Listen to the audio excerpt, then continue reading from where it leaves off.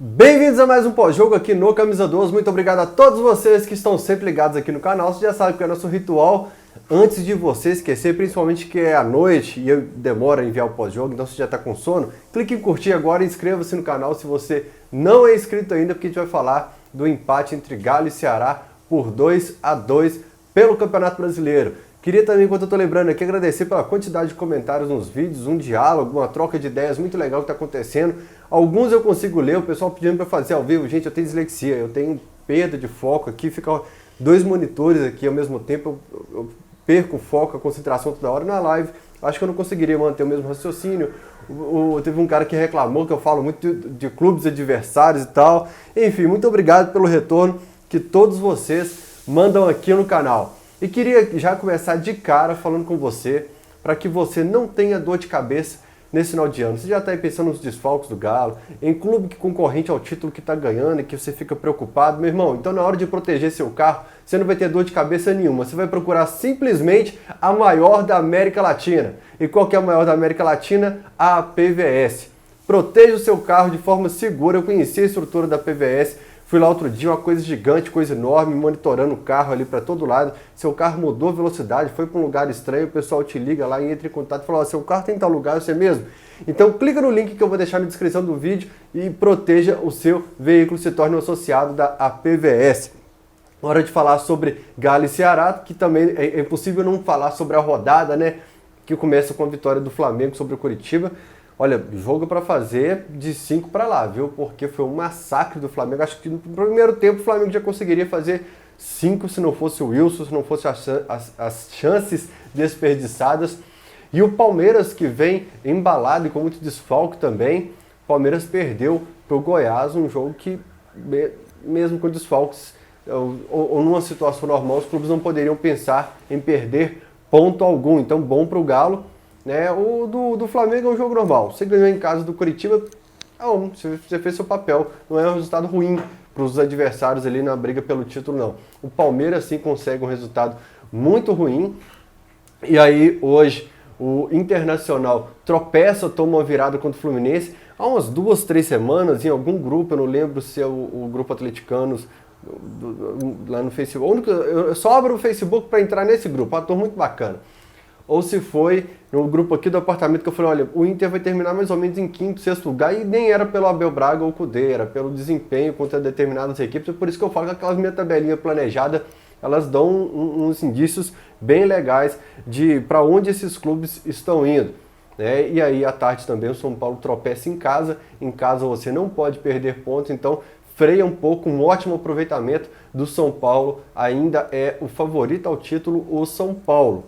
Pela diferença de jogos, com pontos, e principalmente porque enfrenta adversários fracos nesses jogos adiados no meio da semana, enfrenta o Ceará. E o Galo enfrenta o Botafogo, que não vence há 6 jogos pelo Campeonato Brasileiro. A última vitória do Botafogo foi contra o Sport. No meio desses jogos aí pegou até equipes fáceis, aí, relativamente fáceis, né? Que o Botafogo também não é muito comparação, mas enfrentou o Bragantino, enfrentou o Goiás e hoje perdeu para o Fortaleza por 2-1. Parece que só tem 3 vitórias no campeonato, uma delas sobre o Galo, mas o atleticano fica sempre com aquele: nossa, todo desfalcado, vai enfrentar o Botafogo agora. O Rodrigo Rainer falava sempre: a história sempre favorece o Botafogo contra o Galo. Né? Em 2017 eu lembro que a gente com um time bom, na hora de enfrentar o Botafogo, o Micalha assume o time, toma de 3 lá, enfim. Mas vamos para cima do Botafogo no meio de semana, obrigação ganhar. Na hora que soltou a escalação, novidades, né? O Thalisson permaneceu na lateral direita, depois a gente vai avaliar peça por peça. Alonso, Rabelo, Arana, e na volância aí o Borreiro, creio eu que ao lado do Zarate, com o Caleb à frente meio que armando o time, o Savarino, o Keno e o Sacha. E é muito difícil armar um time quando você tem uma equipe inteira fora. Olha só, se dá para escalar no gol: Vitor, lateral direita Guga, zaga Hever, Gabriel, lateral esquerda Alan, volância Jair e Alan Franco, o ataque com Savinho e Vargas, dá para colocar o Tardelli, que está no departamento médico, e se faltando uma função a gente coloca o Everson, que sabe jogar com os pés também ali no meio. Então, Mariano, dá para você escalar um time inteiro de desfalques. Esse time aqui, gente, se pegasse, por exemplo, o Botafogo, dá um combate muito bom e é favoritaço. É um time que ficaria muito bem no campeonato. Você tem um time titular inteiro. Rafael, mas o Vitor não é titular, você citou nomes aí que não... Vocês entenderam, né? Vocês entenderam o que eu quis dizer. É um time que poderia ser titular, então é muito difícil você mandar a campo uma equipe com tantos desfalques. Eu achei que o Wesley do Sub-20 seria o volante, entrou no finalzinho do jogo contra o Paraguaiense aqui no Mineirão, mas o Sampaoli, não foi o Zago, obviamente, foi o Sampaoli, optou pela entrada do Borreiro na volância da equipe. E me surpreendeu muito, eu lembro que no áudio do jogo, que estava muito nítido o que os treinadores estavam falando, teve uma hora que o Borreiro empolgou, saiu carregando a bola, e você escuta o Zago falando, não sobe, Borreiro, não sobe, porque hoje sua função é outra, né? E me agradou muito a função e o desempenho do Borreiro no primeiro tempo, né? Eu não esperava nem algo próximo do que foi o Borreiro no primeiro tempo.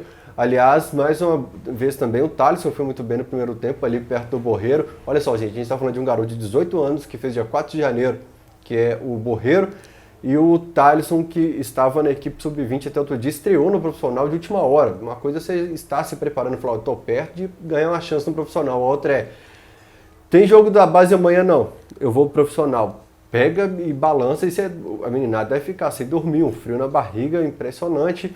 E mais uma vez, vai bem o Thalisson na função pelo lado direito, né? Quando o Galo pega a bola, já se posiciona o Alonso mais pro lado esquerdo, o Rabelo centralizado do Thalisson e o Borreiro à frente da zaga. No primeiro tempo, o Borreiro muito bem, não conseguiu manter para a segunda etapa, mas analisando o primeiro tempo, me surpreendeu e você pode deixar a opinião de vocês como sempre. Aliás, eu fui no Twitter do Galo Estatísticas, meu amigo Rodrigo, já teve seu quadro aqui no Camisa 12, ele colocou, porque eu fui lá pegar o número de roubadas de bola, desarmes, rebatidas do Thalisson e do Borreiro e bons números deles, comprovando realmente que enquanto eles estiveram rendendo em campo, conseguiram anotar bons números.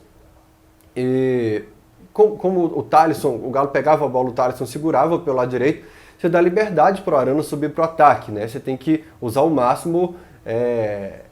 Tem um filme, não vou lembrar o nome do filme agora, mas o diretor ele usa o potencial máximo de cada. Teve um psicólogo que falou uma vez naquele programa da Leda Nagli, ele falou, olha, se seu filho é bom em história e é ruim em matemática, contrata um professor para aula particular de história. Matemática ele dá um jeito de passar, mas ele vai ficar o cara em história. Então se você tem o Arana que é muito bom ofensivamente, preenche ali a zaga, segura e libera o cara para fazer essa função. Ficou nítido? Olha, você tem um aluno que é bom em química, você contrata aula particular para ele em química. Dá um jeito dele passar nas outras lá e tal, mas ele vai ficar o cara naquela função. E se você segurar demais o Arana, porque do outro lado você tem o menino da base, você pode não ganhar tanto na base e perde muito no ataque. Aliás, eu acho que tem o Keno e o Arana, eles têm potencial para um contato e uma comunicação muito maior. Tá ruim, Fael? Tá não. Tá legal, eu vou elogiar demais a atuação do Keno, eu acho o Arana um monstro, vocês sabem que eu sou o presidente do fã-clube dele, se ele fosse uma banda de pagode aí com aquelas fitinhas amarradas pro show dele na cabeça, que ia ser Arana, mas eu acho que tem potencial para uma comunicação, uma transição rápida, eu acho que dá para afiar e deixar mais agudo essa velocidade mais fatal, esse contra-ataque pelo lado esquerdo, principalmente por acreditar muito nesses dois nomes. Então, Arana e Keno funcionando, mas tem potencial para muito mais pelo lado esquerdo. O Ceará no primeiro turno aqui no Mineirão, acho que foi um jogo até pela manhã, se eu não me engano, e totalmente retrancado. Nos últimos minutos o Marrone conseguiu fazer 2 gols ali numa jogada de contra-ataque até com o Marquinhos.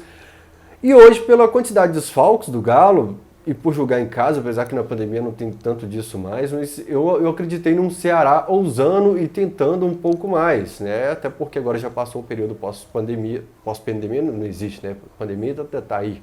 A prova disso é o próprio time do Galo, apesar que aqui onde eu moro, no BH, tá rolando um carnaval de rua que, pelo amor de Deus. Mas eu achei que, pelo período, assim, corrigindo, que haviam voltado recentemente as competições, o Ceará se acovardou um pouco no Mineirão, e hoje eu esperava o Ceará saindo um pouco mais, mas não, o Ceará, a mesma proposta. O Ceará esperando o Atlético o tempo todo e apostando no contra-ataque. Olha, a zaga deles quando fica alta, eles têm dificuldade de recompor, então vamos esperar e fazer isso porque dá certo. Né? E o Galo foi trocando passe, errou menos hoje do que em alguns jogos em que os zagueiros tropeçavam, davam chance para o adversário, tanto que os goleiros pouco trabalharam. O Fernando Praz trabalhou pouco e o Rafael também trabalhou pouco. Pô, mas 2-2 não trabalhou pouco, não. O Rafael faz um milagre, que ele tirou a bola que o Vina finalizou em cima da pequena linha. E o Praz teve uma finalização do Arana ali, mas um chute do Keno para fora. Mas os goleiros mesmo não tiveram aquela movimentação, aquele trabalho intenso na partida. O jogo ficou muito compacto, rodando as duas áreas, mas sempre por aqui e com pouca finalização de jogadas, ao meu ver. Eu podia até ter entrado um galho de estatísticas para ver o número de finalizações de cada um. Ah, não, eu vi, ficou bem equilibrado o número de finalizações, mas na minha opinião, os goleiros ainda assim trabalharam um pouco. A maior dificuldade do Galo era romper a primeira linha do Ceará. Pega a bola e aí tocava. A hora que consegue romper essa primeira linha e dava a bola para o Caleb partir em velocidade, aí sim já abriu um pouco de espaço, né? Porque os jogadores do Ceará estavam atacando a bola. Quando eu olhar para o lado aqui, gente, aqui está passando um joguinho do Grêmio Corinthians. Então, quando a gente conseguia passar essa primeira linha, até tinha um pouco mais de campo. E aí era bola no Keno, que o homem estava inspirado. O homem realmente jogando muito, não só pelo gol de pênalti, não só... foi ele que deu assistência? Não, foi no rebote. Mas, aquele drible maravilhoso. Pelas jogadas de perigo realmente ali pelo lado esquerdo, o homem estava inspirado, então o Atlético buscou um pouco mais. Na minha opinião, o Savarino e o Alonso, eles voltaram, não sei se desgastados das seleções, mas não voltaram no mesmo ritmo em que foram, né? Tanto o Savarino como o Alonso principalmente hoje, tirou uma marcha ali, estava num ritmo a menos, de repente contra o Botafogo a gente pode ter um Alonso um pouco mais inspirado. E já que o Arana está suspenso pelo terceiro cartão amarelo, uma das opções é a gente colocar o Alonso ali pela esquerda e coloca um zagueirinho ali na frente da porteira ali, e de repente o Bueno. E eu nem tinha anotado aqui para falar sobre isso não, mas o Rabelo, hein, Rabelo? Ô, Rabelo. Ó, Rabelo. Eu te elogiei tanto aqui, falo sempre, não sou fã do Rabelo, mas hoje jogou muito, mas eu não sei se é perseguição. Vocês comentem, é perseguição minha, tá tão emburrado. Tem uns caras que falam, por exemplo, no gol de empate do Ceará, um amigo da imprensa me chamou a atenção que quem falha é o Arana, que prejudica a linha de impedimento. Alguém sai, não sei se é o Rabelo que sai, mas o Arana fica e atrapalha a linha de impedimento, senão o gol seria anulado. Mas quando esses caras erram, acho que eu tenho até um pouco mais de paciência do que o momento em que o Rabelo erra. Aí eu estouro, eu explodo. Essa calmaria que tá aqui, gente, eu xingo pra caramba. Hoje, depois que tomou o gol de empate, eu fui pro banheiro, fui pro meu quarto, molhei o rosto, fui pra cozinha. Aí o juiz marcou pênalti, eu voltei pro sofá. É impressionante, eu fico, nossa, hoje aqui com o Rabelo, não só nas jogadas de perigo do Ceará, mas em vários momentos eu fiquei bem nervoso com o Rabelo. E o Caleb, como eu falei, que ele ajudou um pouco depois que a gente rompia a primeira linha ali, na jogada, na saída de bola, com o Zarate, o Borreiro. Eu ainda acho a atuação do Caleb um pouco mais tímida do que ele pode entregar. Eu acho que o Caleb, com o time mais arrumadinho, com a casa arrumada, sem tantos desfalques, ele merece ser mais observado para frente, porque agora não ajudou muito a forma de jogar, a proposta, o cenário. Vale ficar de olho nesse menino. Eu acho que o estadual será muito útil para algumas peças dessa categoria de base. E o Zarate, que fez aí um dos poucos jogos ainda desde que chegou, eu acredito no potencial. É importante sempre destacar, gente, o potencial de alguém. Tá jogando bem o Zarate? Na minha opinião, não. Tá agregando pouco, principalmente pela expectativa e pelo investimento. Futebol, tô investindo muito em você, cara, porque eu acredito que você é diferenciado. Mas existe adaptação, ele não jogava desde março pelo Racing também, então estou esperando um pouco mais. É puxar saco de gringo? Vocês sabem que eu sou bravo com essa teoria do Hernandes, atleticano e torcedor do rival aqui de BH. Uruguai cabeludo, chama Hernandes, dá carrinho, a gente pira, tem uma paciência e tal. Mas com os caras mais aqui brasileiros, que às vezes precisam dessa paciência, a gente não tem. O Zarate, eu estou pedindo paciência com ele, porque eu acho que tem potencial para entregar um pouco mais, mas hoje realmente foi pouco produtivo ali no meio. Outro cara que eu falei aqui no pós-jogo, assim, olha, vamos ter paciência, mas vamos recuperar esse menino, porque esse menino tem potencial, e é disso que eu tô falando, o potencial. O Zarate tem potencial. Outro cara que eu falei no pós-jogo, falei 3, 4 jogos agora, seguidos, e todo vídeo eu tô falando, vamos recuperar o Marrone do início do campeonato. Esse Marrone, vamos pegar esse Marrone e recuperar. vamos fazer o Marrone render mais. E hoje o Marrone rendeu muito, o Marrone com velocidade no contra-ataque, o Marrone que foi pelo lado direito, o Marrone que foi pelo lado esquerdo, o Marrone que apareceu na área, o Marrone que sofreu o pênalti, mas um Marrone que entregou muito. E a gente vê a disparidade de quando o Zarate saiu e quando o Marrone entrou. O Marrone conseguiu buscar a bola na base da jogada, conseguiu dar velocidade pelas pontas, conseguiu drible, conseguiu finalização. Então, eu acho que o Marrone é um caso desse que a gente às vezes precisa de paciência pelo potencial de um atleta e ele deixou evidente também que o Zarate não estava bem. Aí entrou também o Marquinhos e Johan. Eu defendi muito o Marquinhos já aqui no pós-jogo, mas não lembro quando foi o último lance que o Marquinhos acertou. Não tô falando no último jogo que ele foi bem, não. Não lembro qual foi o último lance que o Marquinhos acertou. Ele acertou um lateral hoje, que eu tava com medo dele errar. Muito mal, não tem agregado nada nas vezes em que entrou. E o Johan, eu entendo assim, olha, você pegou por empréstimo, era o Dudamel, era um clube que não estava com esse tanto de investimento, que não estava com tanto reforço, então eu entendo, tá, beleza, trouxe, utilizou no Campeonato Mineiro. Mas continuar colocando ele em campo agora, depois de tudo, ou de tudo não, depois de tudo que ele fez não, depois de tudo que ele não fez, eu não entendo muito, sabe? Mesmo com tanto desfalque, eu preferia, sei lá, ô Luiz, diz que você joga demais lá na base. Vem cá, meu filho, mostra aqui. Quem mais que tem? O Guilherme. Eu vou deixar o Marrone um pouco mais recuado e vou te mandar para a área porque o Sacha saiu.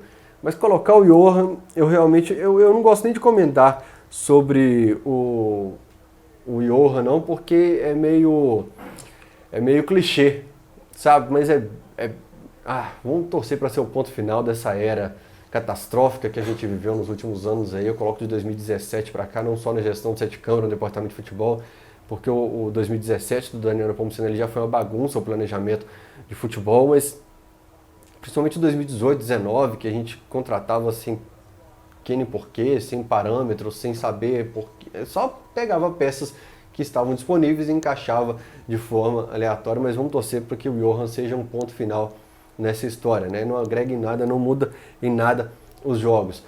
Olha, gente, eu confesso que poderia ser pior o cenário diante de tantos desfalques. Como eu falei, é um time titular inteiro, né? Você poderia aí ter perdido hoje também, seus adversários aí, o São Paulo se tivesse ganhado hoje, se o Inter tivesse ganhado e tal.